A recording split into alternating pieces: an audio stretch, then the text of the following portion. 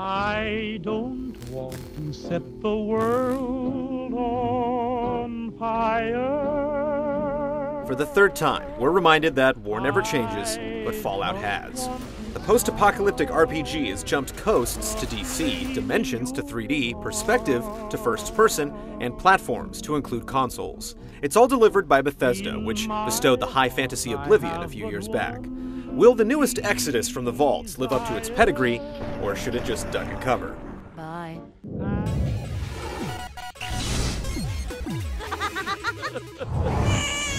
Be prepared to take on the wasteland from cradle to grave. Actually, even earlier, with the game starting at your very own birth. From there, you experience a truncated adolescence living in Vault 101, a huge underground fallout shelter where generations have lived and died, shielded from the radiation and desperation of the outside's after the bomb challenges. It does a good job of masking character creation, shoehorning you in some tutorials, and setting the scene of Vault life.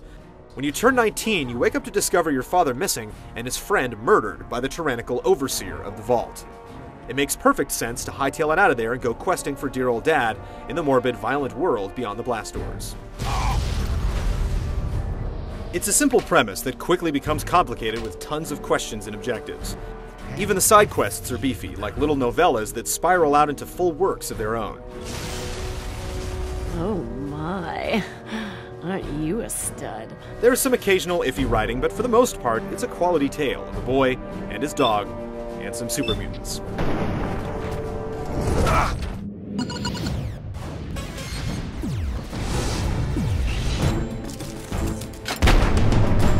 Fallout 3 is massive, and once through the streamlined vault opening, the world becomes your mutated oyster. You can tramp through the wastes in search of fame and fortune, stumbling upon hundreds of locations, enemies, and treacherous terrain. Exploration can be overwhelming with so much to scavenge, kill, and loot. The pockets of civilization are also there to bequeath quests, offer a cot to rest your head, or provide shops and doctors who offer services and enticing narcotics. Just don't get addicted. What do you need? Your quests team up with your Pip-Boy, a combination PDA, flashlight, and FM radio, supplying maps, track points, and objectives, so when you're hell-bent on chipping away at progress, you'll have a guiding light. Quests are multifaceted, large, and span across several locations. Along the way, you'll have to deal with plenty of enemies, locked doors, and computer terminals. This is where skills come in, and leveling, which allows you to do things like gaining an attribute point or getting special dialogue options with the opposite sex. That's disgusting. I'm old enough to be your grandmother. This is also where you improve skills that range from lockpicking to handling weapons. The game is so vast that the biggest problem is that it can all become overwhelming. Without the ability to mark your map, it's hard to remember where each high-level lock or group of super-powered enemies is. It's a rich world of content, and without multiple playthroughs using different character types, it's hard to see it all. A very flexible system does let you play What If, but there are few games with as much play per dollar as Fallout 3.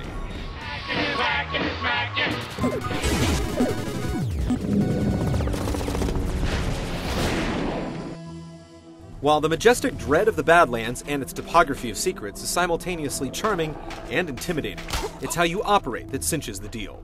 For the most part, your stats, observations, and resolve will steer the course of events through handy, context-sensitive button presses. Dodging into the shadows turns the talk option into pickpocket, while minigames present the challenge of a locked tumbler or secure terminal. Combat is handled through either real-time altercations or with VATS, which allows strategic targeting and is as simple as choosing a target and a body part. It's straightforward and it works, while rewarding you with some sweet third-person murder cam shots.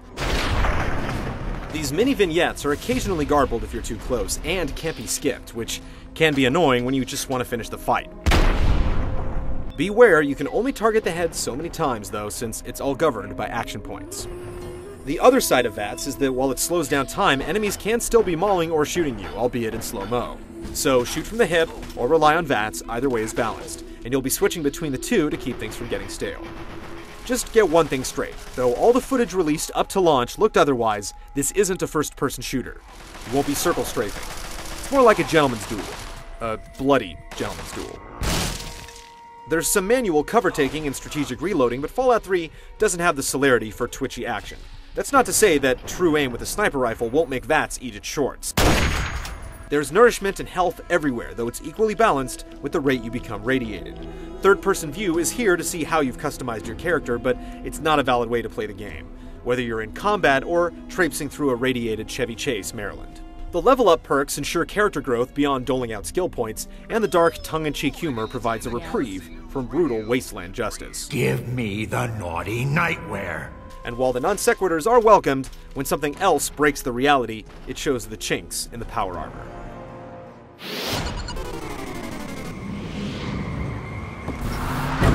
From the shiny sheen of power armor to the shrub on a dejected hill, the visuals drip with atmosphere. Set pieces are reused quite a bit, and the depravity does eventually start to look the same. But still, there are tons of unique areas, and the people that populate them usually have something to say, or at least a pocket to pick. The populace generally comes across strong, though it seems the Uncanny Valley might be in DC, with unblinking eyes and some odd movements. Hello, sugar. The music from your Pip-Boy has some classy numbers from the 30s, while the score and sound design are always appropriate. All these positives make it even more painful when one of the game's many glitchy, buggy moments arise. Still, it's a pretty damn convincing world. Any preconceived notions about this post-apocalypto should be shelved. Fallout 3 is not another Gears of War or Halo. Overcome and embrace, for there's a constant flow of surprises and excellence packed into this RPG. Everything is set at such a high caliber that the negligible flaws and inconsistencies come across as much larger blemishes than in most games, but they can't tarnish the overall experience. Don't wait for the wasteland, just hit the road.